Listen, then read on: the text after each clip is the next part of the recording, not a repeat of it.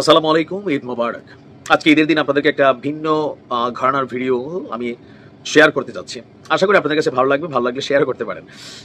পবিত্র জমজম কূপ বা জমজমের পানি প্রত্যেকটা মুসলিম মোটামুটি আমরা অবগত আছি এই জমজম কূপের পানি বা জমজম কূপ সম্পর্কে। তবে আজকের ভিডিওতে আমরা এখানে একটা আশ্চর্যজনক ইস্যু শেয়ার করবো। সেটা হচ্ছে, আপনারা অনেকেই কি জানেন যে এই জমজম কূপ হারিয়ে গিয়েছিল এবং প্রায় 450 বছর পর এই জমজম কূপ আবার পুনরুদ্ধার হয়েছে। কিভাবে? পবিত্র কাবাঘরের থেকে মাত্র 20 মিটার দূরে অবস্থান হচ্ছে এই জমজম কূপের। ঐতিহাসিক বর্ণনা অনুযায়ী জুরহুম গোত্র, আপনারা জানেন যে আরবকে অনেকগুলো গোত্র সময়ে সময়ে শাসন করেছে, আর আরবরা একাধিক গোত্রে বিভক্ত ছিল। তো এর মধ্যে একটা গোত্র ছিল জুরহুম গ্রুপ।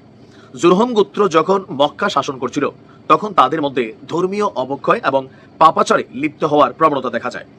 তারা কাবাঘরের পবিত্র মালামাল লুণ্ঠন এবং চুরি করতে শুরু করে এবং জমজম কূপের পানি ব্যবহারে অন্যদেরকে বাধাও দিত।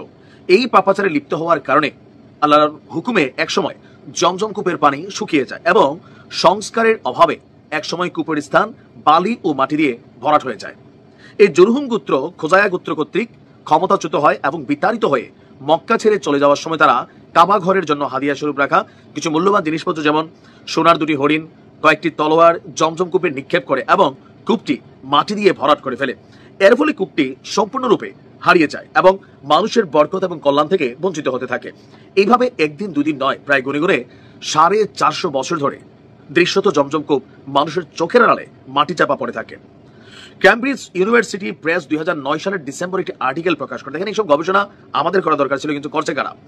এটিতে বলা হয়েছে, জুরহুম গোত্রের নিয়ন্ত্রণে যখন ছিল, তাদের পাপের কারণে যখন জমজম কূপ হারিয়ে যায়, রাসূল সাল্লাল্লাহু আলাইহি সাল্লামের দাদা আব্দ আল মুত্তালিব পরবর্তীতে স্বপ্নে এটি আবিষ্কার করেন। আল্লাহর নির্দেশে তিনি স্বপ্ন দেখেন। এরপর থেকে এটির অস্তিত্ব বহমান ছিল, কারণ তখন মুহাম্মদ সাল্লাল্লাহু আলাইহি সাল্লাম মক্কায় ইসলামের অভয়ারণ্য তৈরি করেছিলেন। এই আর্টিকেলটি বলছে, জমজম কূপ হারিয়ে যাওয়ার অনেক পরে নবী করিম সাল্লাল্লাহু আলাইহি সাল্লামের দাদা মুত্তালিবের সময় এটি আবার আবিষ্কৃত হয়। আব্দুল মুত্তালিব ছিলেন কুরাইশদের গোত্রপ্রধান এবং তিনি অত্যন্ত ধার্মিক এবং সম্মানী ব্যক্তি ছিলেন। আব্দুল মুত্তালিব অনেকদিন ধরেই জমজম কূপের সন্ধান করেছিলেন, কিন্তু সঠিক অবস্থানটা কেউই জানত না। তো একদিন তিনি স্বপ্নযুগে এই জায়গাটাকে চিনেন। স্বপ্ন তাকে জমজম কূপ খননের জন্য আল্লাহ নির্দেশ প্রদান করেন এবং কূপের সঠিক স্থানটিও নির্দিষ্ট করে দেখিয়ে দেওয়া হয়।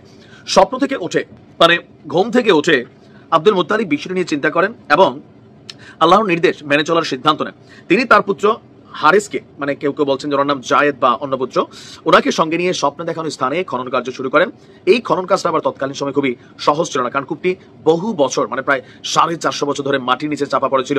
খননকালে কিছু কুরাইশ নেতা আব্দুল মুত্তালিবের এই কাজের আবার বিরোধিতাও করেন এবং খনন কাজে নিজেদের অংশীদারিত্ব দাবি করেন, কিন্তু আব্দুল মুত্তালিব তাদের বোঝান যে তিনি এই কাজটি আল্লাহর নির্দেশেই করছেন। তো জমজম কূপ একসময় ময়লা আবর্জনায় কালের গ্যাসে হারিয়ে যাওয়ার পরে, যখন আপনার এটা সম্পর্কে বিভিন্ন বাণী আছে যে আপনার আমরা যদি দেখি, সেই থেকে আপনার স্বপ্নে দেখানোর পর তার সবচেয়ে প্রিয় পুত্র ছিল রাসূল সাল্লাল্লাহু আলাইহি ওয়াসাল্লামের বাবা আব্দুল্লাহ। তার অন্য ছেলেরা এই ছেলেকে কুরবানি দিতে নিষেধ করে 100 উট কুরবানি দেওয়ার কথা বলে।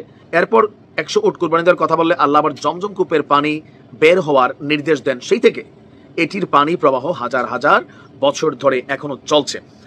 খনন কাজ চলাকালে এবার আব্দুল মুত্তালিব জুরহুম গোত্রের যে ফেলে যাওয়া জিনিসপত্র ছিল, নিশ্চয় আপনাদের খেয়াল আছে, যে সোনার হরিণ, তারপর হচ্ছে তলোয়ার, তিনি সেই জিনিসগুলো খুঁজে পান এবং এগুলো যে তিনি পাওয়ার পরে এই দাবির সত্যতা প্রমাণ করে। আর এরপর তিনি এই তলোয়ারগুলো দ্বারা কাবাঘরের দরজা ঢালাই করেন এবং সোনার হরিণ 2টি কাবাঘরের দরজার সাথে স্থাপন করেন। অবশেষে মুত্তালিবের নিরলস প্রচেষ্টা এবং আল্লাহর কুদরতে এই পানি পুনরায় প্রবাহিত শুরু করে। কূপটি আবার আবিষ্কৃত হওয়ার পর থেকে এখন পর্যন্ত এটি চলমান আছে, আর এভাবেই বরকতময় সেই পানিটি ফিরে আসে। তো নিশ্চয়ই এই ইতিহাসটা হয়তো অনেকের জানা, আবার অনেকের অজানা ছিল। ভালো লাগলে শেয়ার করবেন। আসসালামু আলাইকুম।